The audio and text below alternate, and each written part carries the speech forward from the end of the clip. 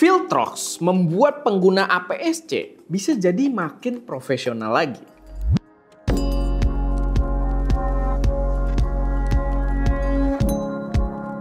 Halo semuanya, selamat datang di channel SM Media dengan gue Erwin, dan pada video kali ini gue pengen bahas lensa yang masih lumayan fresh dari Viltrox, dimana ini adalah lensa salah satu mungkin nggak flagship banget ya, tapi semi flagshipnya mereka, karena ini adalah jajaran Pro, tapi kali ini adalah 56mm f1.2 buat APS-C.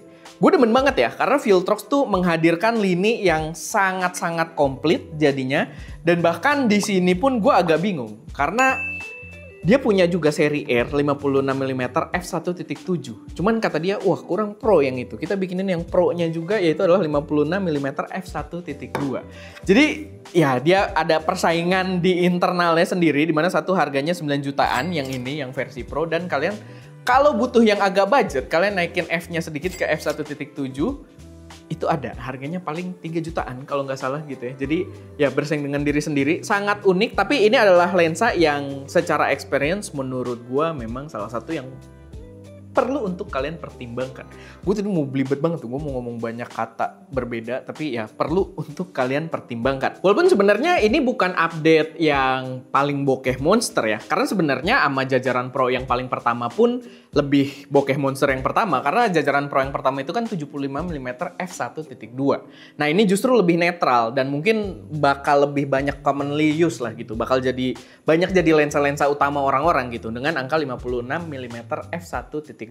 Tapi tetap ini seru banget dan menurut gue ya patut buat kalian pertimbangan. Apalagi kalau kalian udah pakai APS-C-nya di ranah yang lumayan profesional ya, kayak mungkin pakai SH2S ini, atau mungkin kalian pakai XH2, XH50, atau kalau kalian di Sony kalian mungkin pakai kayak A6700, ya menurut gue ini akan jadi lensa yang patut untuk kalian lirik. Walaupun emang yang agak aneh di lensa ini 5612 ini dia cuma keluar buat 2 mounting ya, Fuji sama Sony aja.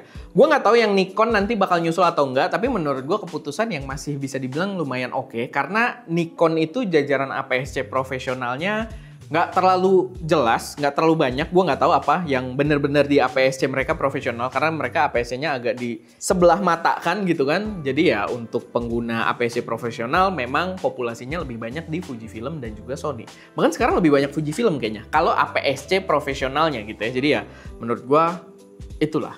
Kita nggak tahu nanti Nikonnya bakal nyusul atau enggak, tapi ya keputusan yang tepat untuk ada di Fuji dan juga di Sony. Tapi sebelum kita masuk ke pembahasan lensanya, gue pengen ngingetin dulu kalau kita ada sponsor di video ini, yaitu adalah kelas video Sunset Shoot by Faim Ahmad. Kalau kalian pengen belajar cara videografi model gitu ya, dengan gear seadanya, dengan gear yang bener-bener simple tapi dapat kualitas yang bagus, kalian bisa cek di kelasnya Sunset Shoot Videografi. Kalian langsung aja cek link yang ada di deskripsi, dan kalian bisa pakai kode voucher yang ada di sini buat dapat diskon tambahan, atau kalian copy paste aja kalau males juga ngetiknya gitu ya, kalian copy paste aja dari deskripsi di bawah. Balik lagi ke lensanya sendiri, ini emang khas lensa Pro Viltrox banget ya, rasanya mewah, flagship. Cuman kayaknya di unboxing lu juga sempat di-mention ya, Ska, dia tidak ada declickable aperture di sini.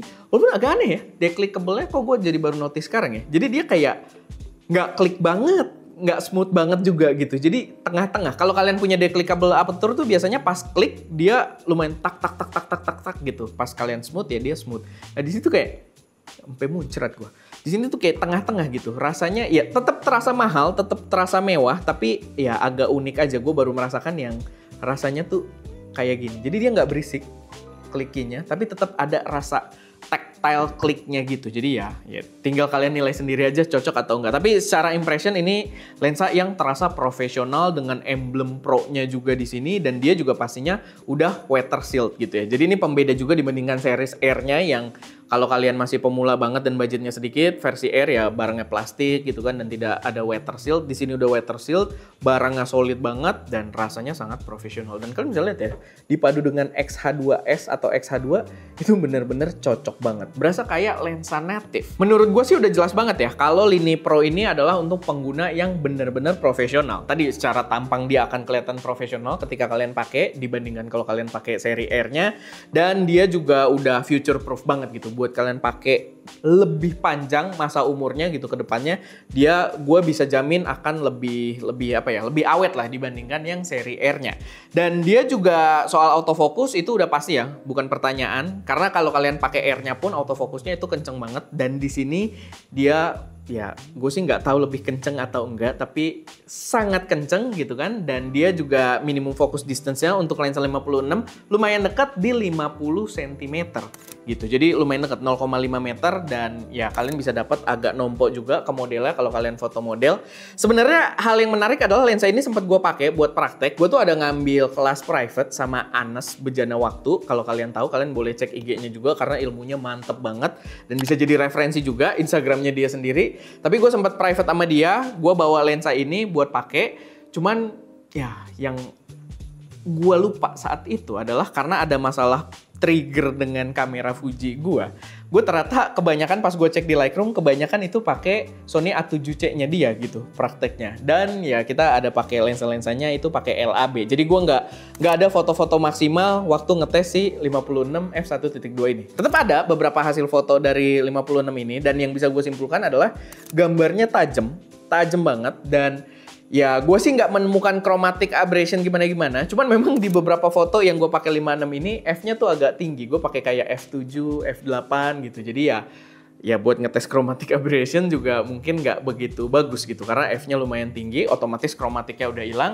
Sama gue juga nggak dapet depth bokehnya ya. Fall off-nya itu nggak begitu dapet. Mungkin nanti kita kasih sampel foto baru, paling foto wow aja gitu di sini. Tapi ya untuk f1.2-nya gue nggak ngetes waktu di studio tersebut. Tapi balik lagi, gambarnya tajam, warnanya bagus, dan ya perlu di-note juga ketajaman tersebut ketika pixel peeping itu masih lumayan tajam padahal kita pakai X-H2S. Dimana X-H2S itu adalah sensor yang lebih ke video sebenarnya karena dia stack sensor tapi dia resolusinya nggak terlalu gede. Kalau mau ngetes ketajaman sebenarnya lebih valid kalau pakai yang sensornya tuh sampai 40 megapiksel kayak di jajaran X-T50 atau X-H2 gitu ya. Cuman ya di sini kita pakai yang 20 megapiksel aja sebenarnya gambarnya udah tajam banget. Overall menurut gua ini lensa yang mantep, lensa yang wajib buat dipertimbangkan kalau kalian ada budgetnya dan kalau kalian memang adalah shooter pengguna kamera APS-C yang levelnya udah di ranah profesional. Gue yakin nggak bakal nyesel karena akhirnya ya dulu sih kalau lensa-lensa kayak Sony G-Master dan sebagainya gitu, lensa-lensa flagship dari brand-brand berbeda pun itu biasanya fokus di full frame-nya. Tapi Viltrox akhirnya sekarang menyadari kalau APS-C itu juga bisa dipakai profesional dan sekarang ada opsi-opsi flagship dari Viltrox untuk APS-C yang udah komplit juga gitu ya, udah banyak pilihannya. Jadi menurut gua ya ini adalah salah satu lensa yang patut buat kalian pertimbangkan. Sama kalau kalian kepo, mungkin kita kasih sedikit cuplikan klip juga waktu gua di ngetes lensa ini bareng Anes Bejana Waktu. Sebenarnya di situ juga ada kamera baru yang kita selipin B-roll aja. Gue nggak akan nyebut kameranya, tapi kalian bisa lihat di B-roll aja. Jadi kalian tungguin karena kita udah nyobain kamera tersebut. Dan ya jangan lupa buat subscribe kalau kalian belum subscribe channel ST Media. Oke, paling itu aja sih. Lensa yang oke, semoga bermanfaat, semoga bisa jadi referensi buat teman-teman semua. Gue Erwin di belakang kamera Rizka dan jangan lupa berkarya.